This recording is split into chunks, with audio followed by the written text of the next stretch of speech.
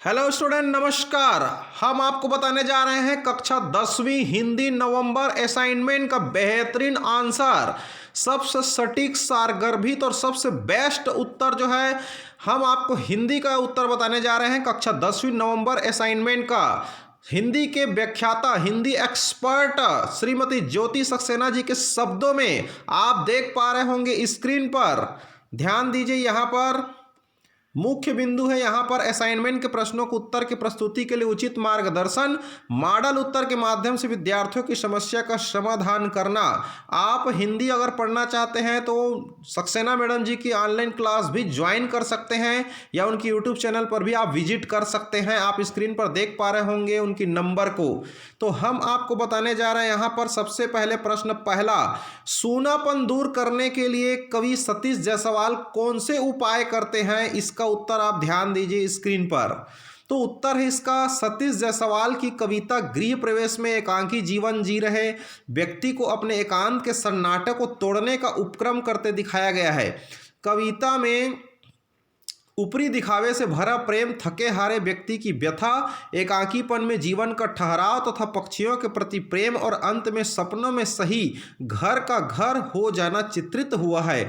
गृह प्रवेश कविता हमारे परिवेश में व्यक्ति के एकाकीपन की महसूस करने की संवेदना विद्यार्थियों में जगाती है और बताती है कि घर को एक गृहिणी सचमुच घर बना देती है। तो यहाँ पर आप देखिए, सूनापन दूर करने के लिए कवि सतीश जायसवाल निम्नलिखित उपाय करते हैं। उपाय नंबर पहला, कवि सूनापन दूर करने के लिए घर के बाहर दरवाजे की चौखट पर धान की बालियां लटकाकर चिड़ियों को आमंत्रित करता है। उपाय नंबर दूसरा है कि चिड़िया घर के बाहर से ही ना चली जाए, इसलिए घर के अंदर की दीवारों पर आईना लगाता है ताकि चिड़ियों की चहल पहल से उसके घर का सूनापन दूर हो सके। प्रश्न दूसरा की बात करते हैं। यहाँ पर मनुष्य का संपूर्ण चिंतन, दर्शन और राग विराग लोक कला में सन्निहित है, क्यों? तो यहाँ पर इसका उत्तर है, छत्तीसगढ़ लोक कला का भी गढ़ है। यहाँ के खेत खार, पर्वत, नदियाँ, वन उपवन सब गाते हैं। आदिवासी नृत्य छत्तीसगढ़ की लोक कला का महासागर है। हमारी संस्कृति मूलतः लोक संस्कृति है, लोक कला उसका एक अंग है। शरीर की पुष्टि के लिए अंगों का पुष्ट होना अनिवार्य है, अतः लोक कला की अजरता अमरता लोक संस्कृति की अजरता अमरता है। इसी पृथ्वी पर मनुष्य सबसे पहले आया, उसे वेदों से भी प्राचीन माना गया, इसलिए लोक मानस में धरती को माता और अपने को उसका बेटा माना है।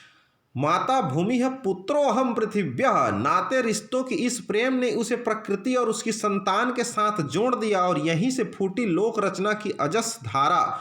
लोक गीत, लोक गाथा, लोक नाट्य, लोक नृत्य और लोक संस्कृति के रूप में आज तक प्रवाहित होती चली आ रही है। इसलिए मनुष्य का संपूर्ण चिंतन, दर्शन और राग विलाक लोक कला में इसी कारण सन्निहित है। प्रश्न तीसरा का उत्तर आप देख रहे होंगे स्क्रीन पर। आदिवासी जीवन सरल, निर्भीक और प्रकृति के सबसे करीब है। इस संदर्भ में उनके गुणों के 4 उदाहरण अमर शहीद वीर नारायण सिंह पाठ के आधार पर लिखिए। तो इसका उत्तर है, शहीद वीर नारायण सिंह निर्भीक, दृढ़ चरित्र और ईमानदार थे। 19वीं शताब्दी के पुनर्जागरण काल में राजनीतिक सामाजिक संचेतना के संवाहक वीर नारायण सिंह थे। छत्तीसगढ़ में स्वाधीनता के लिए पहला बलिदान देने वाला एक आदिवासी वीर था, जिसने प्रमाणित कर दिया कि स्वाधीनता की अग्नि इस क्षेत्र के आदिवासियों के हृदय में भी धधक रही थी। उन्होंने अपने जीवन में लोगों के लिए जो कार्य किए, जनता उसके आगे नतमस्तक है। आज़ादी की लड़ाई में छत्तीसगढ़ के प्रेरणा स्रोत रहे, उनका बलिदान व्यर्थ नहीं गया, इसलिए वे आज भी लोकप्रिय हैं। निश्चित ही आदिवासी जीवन सरल, निर्भीक और प्रकृति के सबसे करीब हैं। इस संदर्भ में उनके गुणों के 5 उदाहरण निम्नलिखित है। उदाहरण नंबर पहला, प्राकृतिक वातावरण में शांतिपूर्ण संतोषी जीवन यापन करना। उदाहरण दूसरा, सादगीपूर्ण जीवन व्यतीत करना, बाहरी दिखावे से कोई लेना देना नहीं। उदाहरण तीसरा, सत्य बोलना, झूठ का सहारा न लेना। उदाहरण चौथा, जंगली उपज से अपना जीवन यापन करना। उदाहरण पांचवा, अपनी सभ्यता और संस्कृति के मर्यादा में रहना।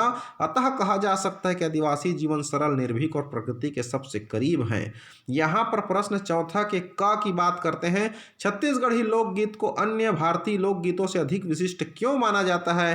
तो इसका उत्तर है, छत्तीसगढ़ की लोक कलाएं अत्यंत प्राचीन है। किसी भी अंचल के लोकगीतों में पुरुषों की अपेक्षा महिलाओं का आधिपत्य रहता है। छत्तीसगढ़ में भी यही स्थिति है, किंतु जो बात छत्तीसगढ़ी लोकगीतों को अन्य भारतीय लोकगीतों से विशिष्ट बनाती है वह है धुनों की विविधता। ददरिया, सुआ, गौरा, भोजली गीत, जवारा गीत, बिहाव गीत और भजन प्रमुख लोकगीत है।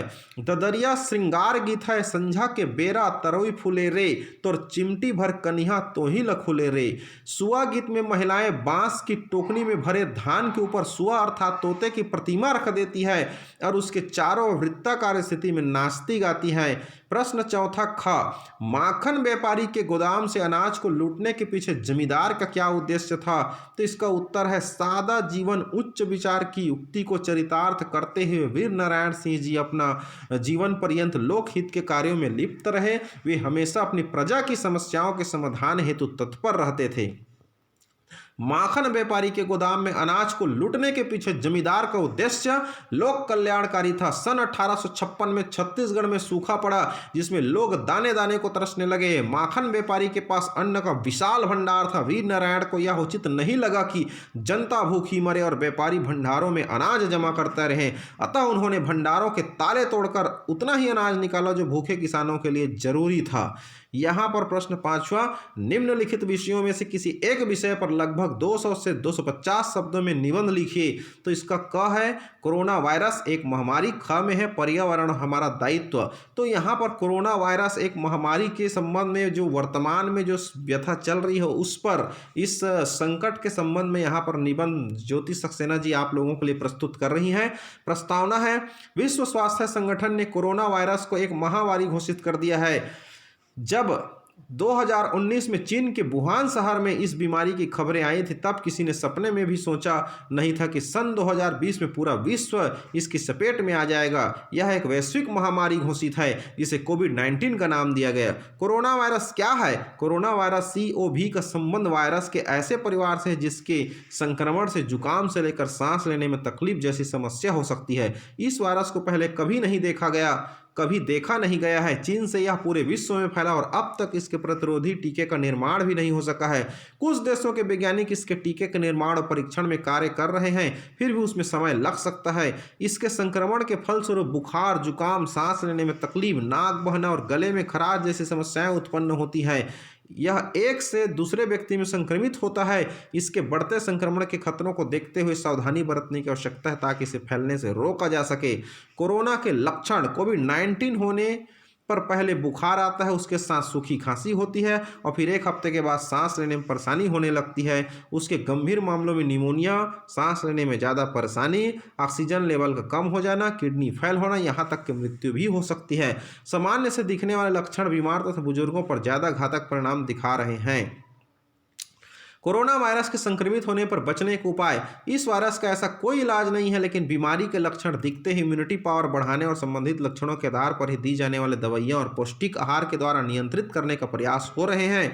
जब तक आप स्वस्थ न हो जाएं तब तक दूसरों से अलग रहें। स्वास्थ्य मंत्रालय ने भी इससे बचने के लिए कुछ दिशा निर्देश दिए हैं। साबुन से अच्छे से हाथ धोएं, हाथों को सैनिटाइज करें, मास्क का प्रयोग करें, 2 गज दूरी मास्क है जरूरी, इस उक्ति को अपनाएं। मास्क पहनना इसलिए आवश्यक क्योंकि खांसने और छींकने पर संक्रमण का खतरा बढ़ जाता है, पर मास्क पहनने पर यह ध्यान रखना होगा कि बार बार हाथ न लगाएं, ना उतारें, नाक, मुंह और दाढ़ी का हिस्सा ढके रहे। ऐसा मास्क पहने, रोज बदलें या धोकर धूप में सुखाकर पुनः इस्तेमाल करें। संक्रमण रोकने के उपाय, सार्वजनिक वाहन जैसे बस, ट्रेन, ऑटो या टैक्सी से यात्रा न करें। सोशल डिस्टेंसिंग का पालन करें। सार्वजनिक पर ज़्यादा ध्यान दें। यदि संक्रमित हो गए हैं तो अलग कमरे में 14 दिन तक रहें। बाथरूम वगैरह दूसरे के प्रयोग ना करने। अतः इस बीमारी से बचने के लिए जागरूकता और समझदारी ही अति आवश्यक है। उपसंहार, यह वायरस शरीर के बाहर बहुत ज़्यादा समय तक जिंदा नहीं रह सकता है, पर यह दिन प्रतिदिन अपना स्वरूप और प्रभाव बदलता दिखाई दे रहा है। शासन द्वारा भी इसे निपटने के लिए प्रयत्न किए गए हैं। अफवाहों से बचें। पूरी स्वच्छता, समझदारी और पूरी जागरूकता से ही इस महामारी से निपटा जा सकता है। तो इस तरह से आप सभी ने देखा भी हिंदी के व्याख्याता, हिंदी के एक्सपर्ट आदरणीय श्रीमती ज्योति सक्सेना जी के शब्दों में ये हिंदी कक्षा 10वीं नवंबर के असाइनमेंट का उत्तर आप लोगों ने भी स्क्रीन पर देखा। आप सभी को बहुत बहुत धन्यवाद। इसी तरह से आप हमारी इस मेहनत को मैडम सक्सेना मैडम जी ने इतनी आप लोगों के लिए पूरी मेहनत के साथ पूरी सजा करके अपनी समय निकाल करके आप लोगों के लिए लिखी है, तो कम से कम आप सभी से रिक्वेस्ट है कि एक लाइक जरूर करें, कमेंट बॉक्स में लिख कर जरूर बताएं, एक बार धन्यवाद ज्ञापित कर सकते हैं ताकि उस मेहनत को एनर्जी मिल सके, ताकि नेक्स्ट माह के लिए फिर से पूरे उत्साह और ऊर्जा के साथ आपको नया रूप में असाइनमेंट जो है फिर से प्राप्त हो। इसके लिए आप एक बार लाइक जरूर करें। Thank you so much.